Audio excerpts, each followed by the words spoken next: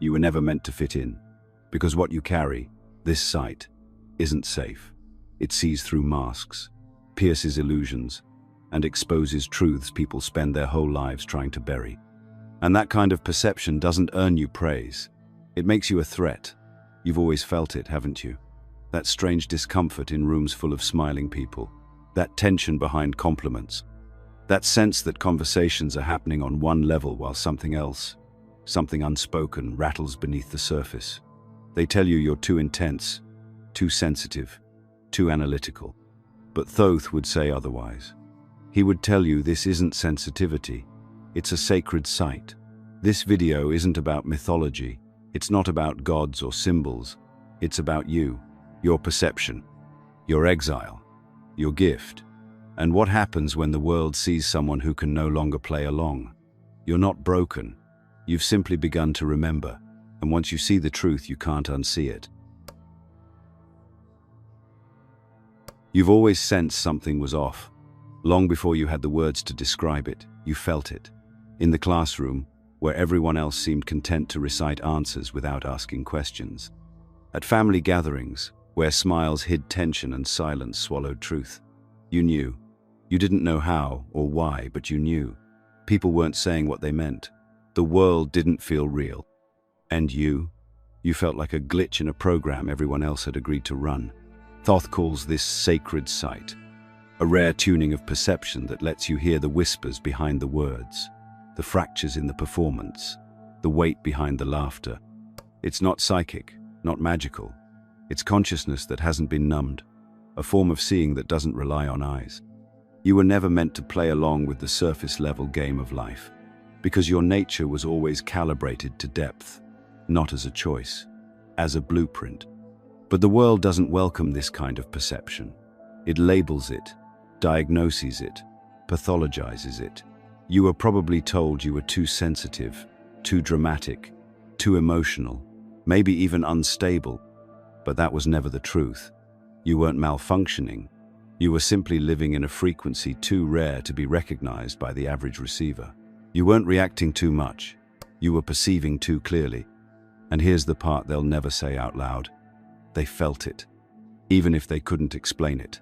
They felt the difference when you were around. The way conversations shifted. The way discomfort rose in your presence. You see, sacred sight doesn't just show you the truth. It forces others to confront what they've buried. And that is terrifying. Because most people have built their entire identities on stories they've never questioned. You came into the world with questions that broke those stories apart. And they hated you for it, even if they didn't know why.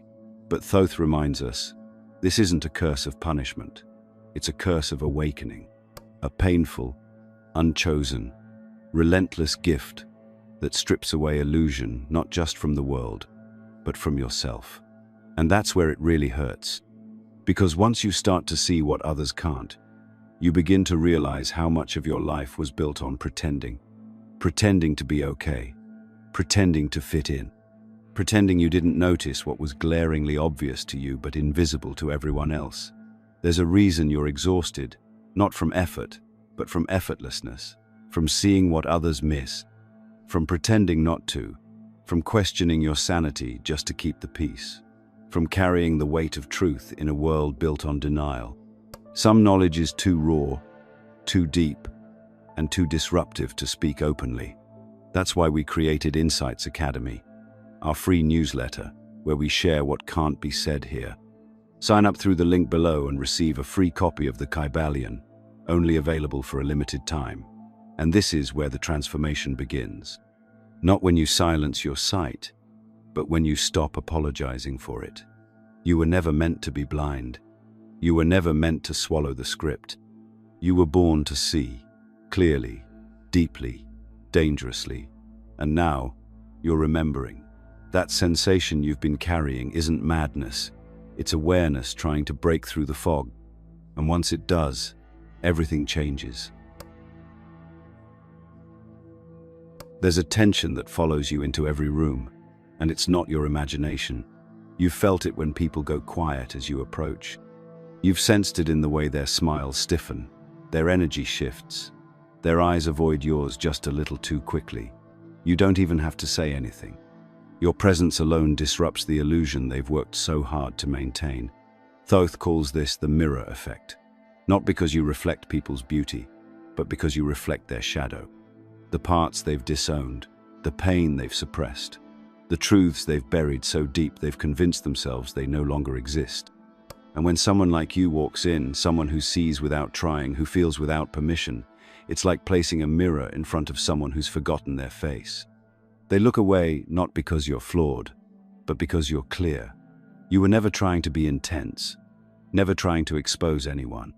But your energy carries truth, and truth always makes noise where there's denial. People sense it, even if they can't name it.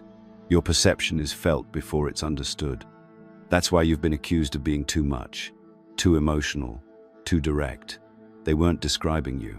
They were describing what you made them feel. They just didn't have the vocabulary to separate your presence from their discomfort. And so, they made you the problem. This is the loneliness no one talks about, the isolation that comes from being the mirror, because being seen is rare, but being the one who sees, that's even rarer and infinitely heavier. You can't unsee what you see. You can't play dumb just to belong. And you can't force anyone to meet you in the deep end if they're terrified of drowning in their own truth. So, what happens? You start to shrink. You dim your light. You bite your tongue. You pretend not to notice the cracks in their stories, the contradiction in their tone, the silent screams behind their eyes. You pretend to laugh at jokes that aren't funny. You learn to nod along with conversations that feel like slow death, not because you're weak, but because you're tired of being the threat. But Thoth offers a different perspective. He says the mirror isn't a weapon. It's a gift, a rare, sacred function in a world built on performance. To be the one who sees is not to be better. It is to carry a responsibility, one that often goes unacknowledged and unrewarded, but remains essential. Because mirrors don't lie, they don't flatter, they don't conform. They simply reflect what is. And in a culture addicted to illusion, that kind of honesty is nothing short of revolutionary. You've likely noticed how many relationships have collapsed under the weight of your presence. How friendships dissolved not because you did anything wrong, but because you stopped playing along. You stopped pretending. You stopped making people comfortable at the expense of your truth. And when you did, they left. Not because you changed, but because your refusal to lie made their lies unbearable. You've probably felt guilt for this, wondered if you should be softer, quieter, smaller, but the world doesn't need you to shrink. It needs you to be exact, clear, awake, because in a sea of masks, you are a mirror. And while that will cost you shallow acceptance, it will attract something far more powerful: resonance, realness, truth. And one day, someone will stand before you and not flinch. They will hold your gaze, not because they are unafraid of what they see, but because they, too, have become the mirror. And in that moment, you will remember, you were never too much. You were simply surrounded by too little. There's a kind of exhaustion you carry that sleep can't fix. It settles deep in your bones, follows you into silence, and lingers even in moments that should feel restful. You've probably tried to explain it to people before, how even doing nothing can leave you drained, how certain environments leave you hollow, how being around others doesn't just tire you out, it depletes something vital. But most people don't understand, because most people don't feel the world the way you do. Thoth calls this the sacred wound, not because it breaks you, but because it marks you. It's the consequence of seeing what others can't, of absorbing what others deny, of carrying a perception too deep for a shallow world. You're not just tired because life is busy. You're tired because you're constantly absorbing emotional frequencies no one else even registers. That tension in the air, you feel it before anyone speaks. That smile hiding grief, you sense it before they even know it themselves. That person who seems calm but is boiling inside. You feel it in your chest, like it's your own storm. You weren't taught to do this. You didn't choose it, but your nervous system, your energy field. Your very essence acts like a tuning fork to unspoken truths. And while that may sound poetic, in practice it's brutal. Because while others go about their day oblivious, you're carrying the emotional weight of every room you enter. This is why solitude isn't just a preference, it's a requirement. You need it like oxygen. Not because you dislike people, but because you need space to hear your own soul beneath the noise. You need time to release what isn't yours. Because most of what you carry, those sudden mood swings, that unexplained anxiety, that grief that appears from nowhere, isn't coming from within you. It's psychic debris. Thoth explains that those who see clearly often feel deeply, and those who feel deeply often end up as emotional alchemists, unconsciously transmuting pain that isn't theirs. The sacred wound isn't always visible. It often wears the disguise of depression, social fatigue, even chronic illness. But at its core, it is the ache of living in a world that hasn't made space for your level of consciousness. It is the pain of knowing what people are really saying when they speak, the ache of sensing the disconnect between someone's words and their soul, the grief of being surrounded by performance when all you want is truth. And so you withdraw, not out of superiority, but self-preservation. You learn to avoid small talk, loud rooms, and shallow connections, not because you're antisocial, but because they make you feel like you're drowning. Yet this wound, as painful as it is, holds the key to your power. Thoth teaches that it's not a scar of weakness, but a sigil of responsibility, because it means you've retained your depth. You didn't shut down. You didn't numb out. You didn't trade awareness for comfort, and that makes you rare. Still, it's lonely, because most people don't want to feel, let alone feel everything. They want distraction, certainty, numbness. You crave presence, meaning, realness. And in a world built on avoidance, that makes you an outlier, but not an accident. The sacred wound carves you open, yes, but only so more light can enter. It softens you, refines you, awakens you. And eventually, when you stop seeing it as a flaw and begin honoring it as the initiatory path it is, something shifts. The exhaustion becomes discernment. The sensitivity becomes wisdom. And the isolation becomes clarity.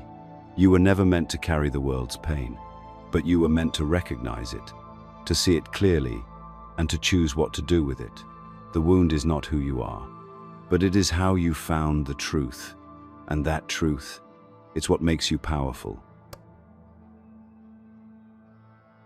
You've spent most of your life translating yourself, filtering your truth, softening your instincts, and breaking yourself into fragments that fit whatever room you're in. One version for your family, one for work, one for friends.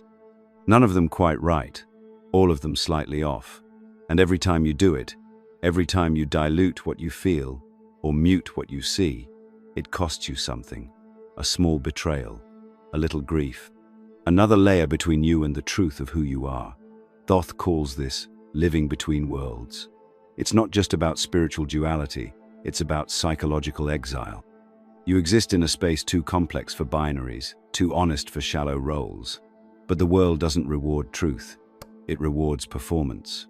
So, you learn to perform, to participate in conversations that made you feel empty, to laugh at things that didn't amuse you, to chase validation that never quite filled the gap. Not because you're fake, but because, at some point, you believed that being real would cost you love. And maybe it did. Maybe the first time you spoke too openly, too honestly, too clearly, it frightened someone. Maybe they recoiled, maybe they left. Maybe they told you to tone it down. So you did. Not because you stopped seeing, but because you were tired of seeing alone. This fragmentation, it doesn't look dramatic from the outside. It looks like someone who's functioning, smiling, ticking boxes. But inside, it's a slow erosion, a hollowing out. Because you can only live as a fraction of yourself for so long before the pieces start to slip through your fingers. Your body feels it first. That strange fatigue, the tightness in your chest, the unexplainable heaviness. You chalk it up to stress, but it's not. It's the weight of pretending, the drag of constantly stepping in and out of your own skin. You don't want to perform anymore. You don't want to rehearse your personality. You want to speak without decoding yourself first. You want to be seen in your entirety and not scare people away. But the truth is, most people aren't ready for the full you, because the full you doesn't fit into their narratives. The full you asks questions that unravel comfort. The full you doesn't apologize for truth, and that's threatening. So, you find yourself stuck, too awake to sleep, too sensitive to numb, too honest to lie, but too exhausted to fight. And this limbo, the space between suppression and expression, is where your soul begins to ache the loudest, because it knows, it remembers, it came here to be whole. Thoth doesn't promise this journey will be easy. In fact, he says it will break you open repeatedly, but not to destroy you, to unmake the lies you were told to live. Because each time you refuse to split, each time you speak your truth without a script, each time you honor your perception over popularity, you move closer to integration. Integration isn't perfection. It's not about being fully healed or fearless. It's about being congruent, aligned, whole, even when the world around you prefers fragments, even when the culture applauds masks, even when your honesty means losing people who only ever loved your performance. Living between worlds is disorienting, but you weren't meant to pick one. You were meant to be a bridge between surface and depth, between noise and truth, between illusion and clarity. You carry both because you are meant to transmute one into the other. And that begins when you stop splitting yourself to survive and start standing as one. There is no script for who you are becoming, only the pulse of your own truth and the courage to follow it, even if it costs you everything that made you feel safe but never whole. There are moments, fleeting, sacred, where you meet someone and the world goes quiet. You don't know how you know them, but you do.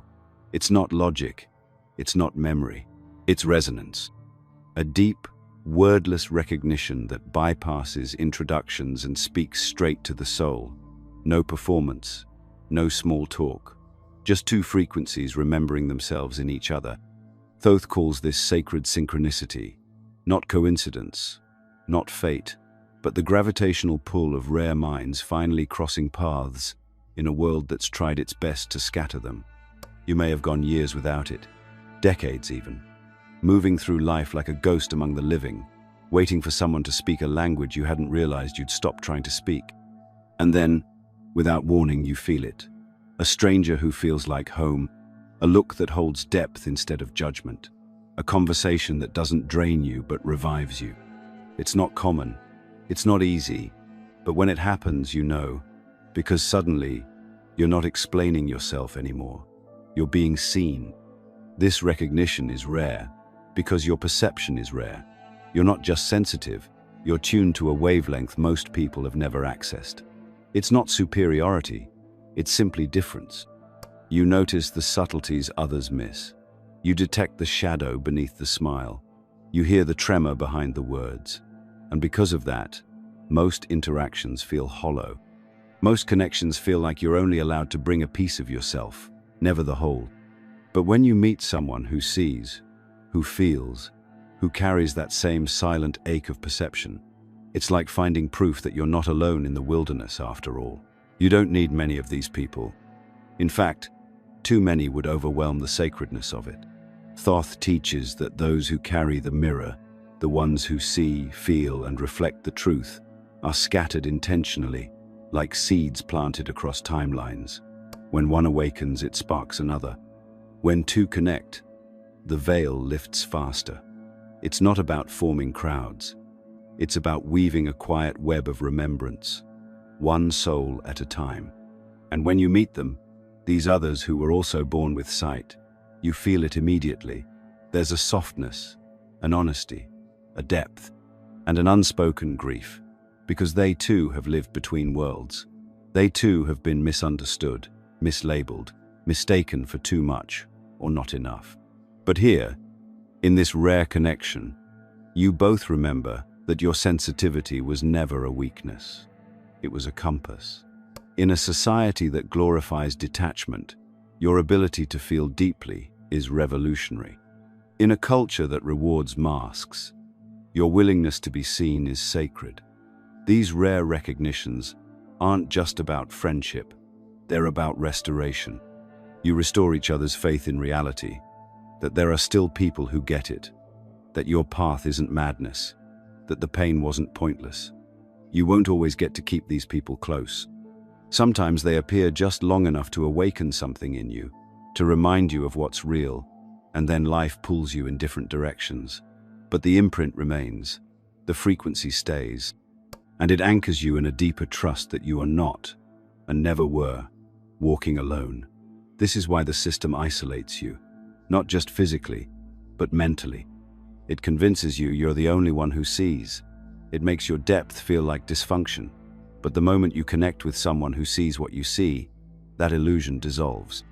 You realize how much of your life has been spent shrinking yourself just to survive in a world that doesn't understand your design. But you were never meant to be understood by everyone. Only by the few who carry the same frequency. Those who see you without translation. Who feel your silence like a symphony. Who remind you that your mirror isn't broken, it's just rare. At some point in your life, maybe more than once, you've asked the question, why am I like this? Why do I feel everything so deeply? Why can't I unsee what I've seen, unfeel what I've felt? Why does the world that others seem to thrive in feel so foreign to me? Like I'm walking through a dream I never agreed to enter. These aren't just questions of confusion. They are spiritual alarms, signals, evidence that your purpose is not something you choose. It's something that chooses you. Thoth speaks clearly. If you are burdened with sight, you are also charged with purpose. And that purpose is not optional. It will haunt you until you answer it. You can try to suppress it, numb it, bury it beneath routine and distraction, but it will rise. It always does. Because it's not a goal. It's your nature. This is why you've always felt that tension between who you're told to be and who you truly are. Not because you're broken, because you were never built for normality. Normal lives are lived by those who don't question the structure, but you were designed to challenge it, to hold a mirror to it, to rewire the world from the inside out, and that isn't comfortable. It isn't linear. It doesn't come with a neat roadmap or applause. It comes with confusion, alienation, and the crushing weight of too muchness. But it also comes with the quiet knowing that you were sent here for something more. If your life feels directionless, abstract, or undefined, it's not because you lack purpose. It's because your purpose doesn't fit into the template society offers. You were not meant to be just another worker, consumer, follower. You were meant to serve as a bridge between dimensions, between what is seen and what is hidden, what is accepted and what is true. And bridges don't belong fully to one side or the other. They exist in the space between. That's where you've always lived. This in-between space can feel isolating, like you're stuck in transit, never fully arriving. But Thoth reminds us that this is the exact posture needed for transformation. You stand at the threshold because you are the threshold. And that role, while painful, is sacred. You are the translation point where the old world cracks and the new one begins to form. It's no coincidence that your suffering intensifies when you resist this path. When you deny your depth, your vision, your inner knowing, life becomes heavier. That heaviness isn't punishment, it's misalignment. It's your soul screaming through the silence, begging you to stop conforming to a path that was never made for you. But embracing this purpose doesn't mean grandiosity. It doesn't mean becoming famous or praised or followed. It means becoming real, alive, awake. It means speaking when silence is demanded, feeling when numbness is rewarded, creating when conformity is enforced. It means trusting your perception even when it alienates you. Because your truth, once voiced, ripples outward in ways you'll never fully see. You were entrusted with a different kind of vision, not to separate you from others, but to illuminate what they've forgotten. Your existence is a message, a disruption, a chance for the collective to remember what it buried long ago. And yes, that comes with cost, with loss, with rejection. But it also comes with clarity, alignment, and the deep spiritual knowing that you are finally becoming who you were always meant to be. And remember, those who carry sight are rarely understood in their time, but time catches up. The world may not be ready for your truth today, but truth has patience, purpose has endurance, and you were born for this. There comes a point when seeing is no longer enough, when insight alone becomes heavy, stagnant, even suffocating. When you're forced to ask the question, now that I see, what am I meant to do with it? Because perception without action breeds despair. And Thoth makes it clear, your awareness was never meant to be passive. It is an instrument of alchemy, to see the shadows of the world, its lies, its illusions, its suffering, is not a punishment. It is a call to transmute, to turn darkness into depth, to not just expose the system, but to evolve beyond it. You were not cursed with awareness, you were entrusted with it. And the weight you feel isn't a burden of brokenness, it's the weight of unprocessed power. That means your perception is not just a mirror, it's a catalyst. You don't just reflect the hidden layers of reality, you have the potential to reshape them. But the system would never teach you that. It wants you to believe that you're too small, too fragile, too unqualified to hold that kind of power. It would rather you numb yourself with distractions than recognize the true nature of your consciousness. Because the moment you realize your inner vision can alter the outer world, the illusion begins to break. Think about what happens when you enter a space and speak truth others are avoiding. At first, there's resistance, discomfort, maybe even mockery. But something always shifts. That's not coincidence. That's energy moving. That's the beginning of transmutation. Your words carry a frequency that pierces through layers of programming. Not because you're trying to convince anyone, but because you're embodying a frequency that others have forgotten. And that frequency is contagious. But this alchemy isn't easy. It demands more than awareness. It demands discipline, mastery, emotional intelligence. You must learn how to hold what you see without drowning in it, to transform pain into purpose, not resentment, to discern between what's yours to carry and what you've absorbed unconsciously. Because the world will hand you its chaos if you don't know how to guard your field. And no one teaches you how to do that, not in school, not in society, but Thoth does. He teaches that alchemy begins in the inner temple, in how you respond to fear, manipulation, distraction, in how you choose presence over panic, intuition over impulse. It starts in the smallest choices: what you consume, what you allow, what you ignore, and what you amplify. You don't need to change the whole world, but you do need to purify your corner of it. Because every act of clarity, no matter how small, disrupts the spell of unconsciousness. You were given this sight for a reason. You were meant to hold the mirror, not just for others, but for yourself, to constantly ask, where am I still asleep? What am I still afraid to see? That's how the power grows. That's how perception becomes alchemy, not by knowing everything, but by continuously seeing deeper and choosing to act from what you see. This is the sacred responsibility that comes with sight. You don't just observe the pain of the world, you feel it, and that feeling is your raw material. Let it shape you. Let it soften you without weakening you. Let it teach you how to hold space for others, not with pity, but with presence. Because those who see clearly are needed not to preach, but to hold, not to save, but to awaken, not to dominate, but to transmute. There's a reason awakening often feels lonely. You are walking ahead of the collective rhythm. But as Thoth reminds us, the alchemist is never truly alone. They are simply ahead of the echo. And when the world begins to catch up, and it will need those who held the vision steady during the darkest hour. The world taught you to chase a version of success that was never yours. A version measured in money, validation, applause, and control. They gave you a map, college, job, mortgage, retirement, and told you it was the way. But what happens when your soul refuses to follow it? when your inner compass points not to comfort, but to something much stranger, harder, and more sacred.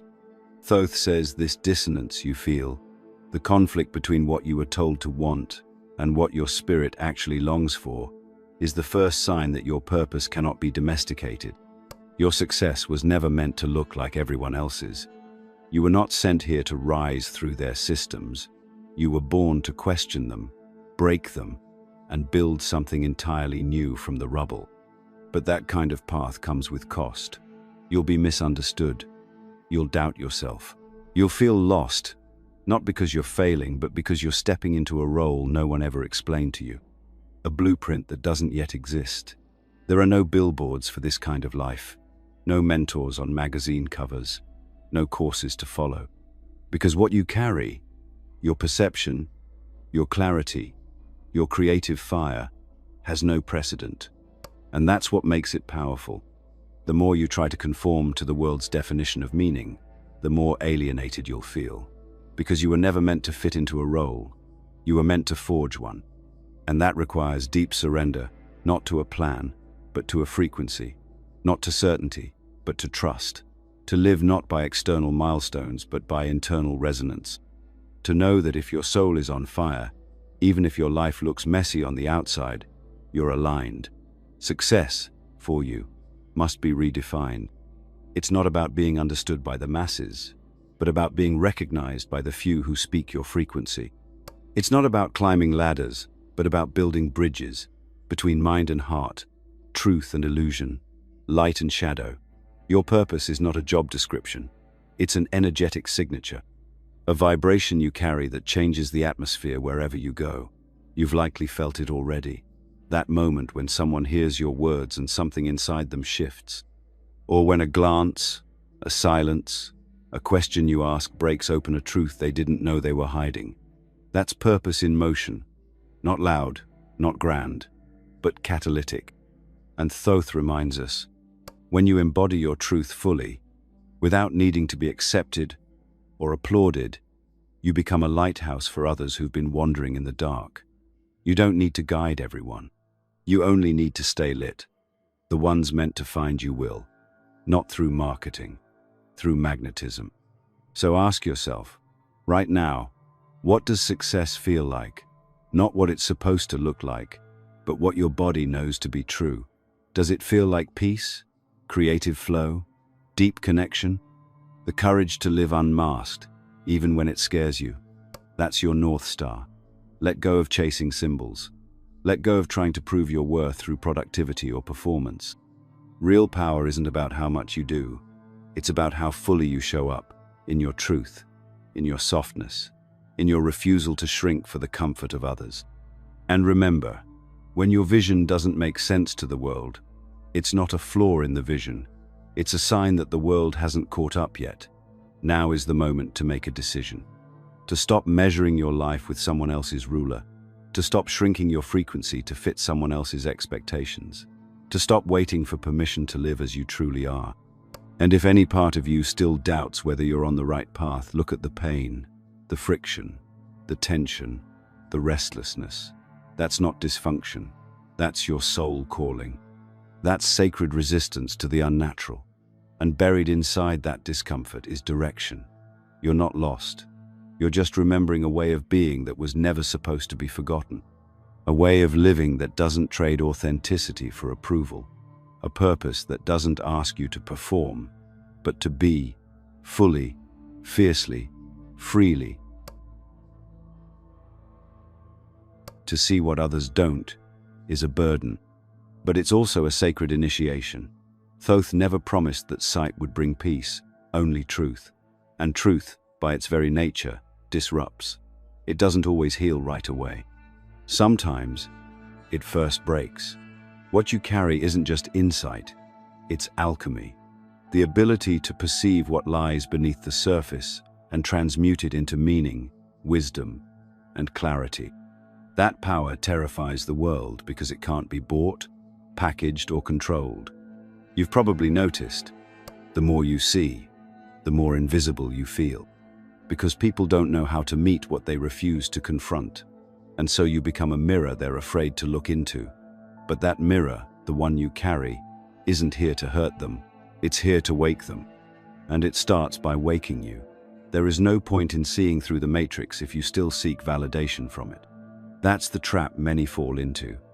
Awakening just enough to sense the illusion, but not far enough to stop needing its approval. The true shift happens when you stop performing.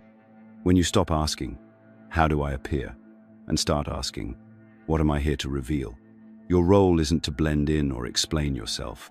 It's to become so fully aligned with your truth that you become a living permission slip for others to do the same. That's the alchemy. You don't argue with the illusion, you outgrow it. You don't convince others to wake up, you embody wakefulness and let that presence do the talking. You don't chase visibility. You radiate so loudly from your authenticity that those meant to find you will. And yes, it's lonely at first. The space between leaving the old story and fully claiming the new one can feel hollow. But that emptiness isn't a void. It's a womb. The place where your deeper self begins to emerge, not masked, not modified, not fragmented, but whole. That's the becoming Thoth speaks of. Not something given to you by others, but something remembered from within. The world is waking up, but it's doing so painfully, clumsily, and often violently. Systems are collapsing. Narratives are fraying. And as that chaos unfolds, your presence becomes more necessary than ever. You are not here to fix everything. You are here to hold the mirror steady while it all falls apart. That is not passivity. It is sacred service. So when the world gaslights you, when it tells you you're too much, too intense, too weird, smile. Because all it means is that you've slipped beyond the reach of its control. And that is freedom. Use your sight, not to dominate, not to correct, but to illuminate. Let your life become the message. Let your presence speak what words cannot. Because in the end, your clarity, your frequency, your courage to be real in a world of masks, that is the revolution. And now you know the truth. This gift of sight isn't just a trait, it's a mission. And the moment you accept it fully, you begin to magnetize others who carry the same frequency. The rare ones. The ones who've also been walking alone, questioning everything, seeing through the noise. When they find you, something clicks. That resonance, the unspoken knowing, is sacred. Protect it. You were never meant to walk this path alone. And you won't. As more of us awaken, the illusion will lose its grip. The more you embody the truth, the more the lie begins to crumble. That is the essence of alchemy. Not theory. Transformation. So what now? You continue. You question. You trust your inner knowing more than external noise. You stay close to those who make you feel seen, not just admired. And you choose, again and again, to live as who you are, not who they told you to be.